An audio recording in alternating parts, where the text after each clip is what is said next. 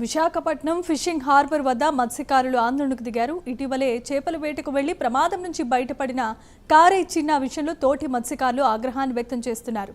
ప్రభుత్వం తమకు పూర్తి స్థాయిలో న్యాయం చేయలేదంటూ ఆవేదన వ్యక్తం చేశారు.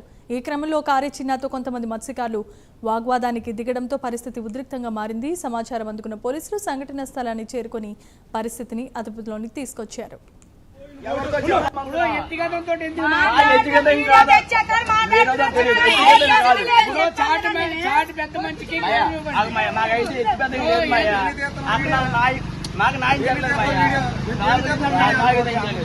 కూడా నన్ను పోలీసులు అక్కడ పిలిపించి నువ్వు పాస్పోర్ట్ తెచ్చావు, నువ్వు పాస్పోర్ట్ మంచిల్లే అని చెప్పి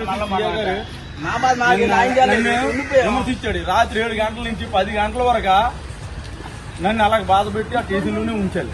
ఎందుకు తమ్ముడు ఇక్కడికి వచ్చావు పేషెంట్ ఇతను అడిగాడు నన్ను. అనే అలాగ పిలిపించాలనయా, ఎలాగంటే నా ప్రాణాలు పోయి నేను చెలగట్టం ఆడితే నన్ను పిలిపించాలి అలాగని చెప్పేసి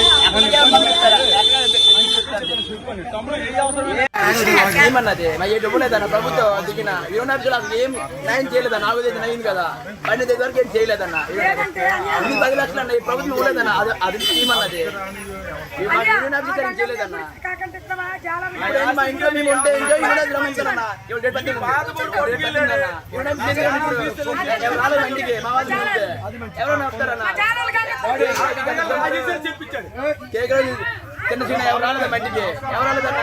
ఇప్పుడే చద్మాసంలో యూనియన్ రమ్మంటారు. ఎందుకన్నా మా ఊరు మాకు పోయి ఆడ ఎవరన్నా ఎంపీలో టీడీపీ వాళ్ళ ఆ బాధ అప్పుడు బచ్చే వాళ్ళన్నా అందరికి వెళ్ళాలి.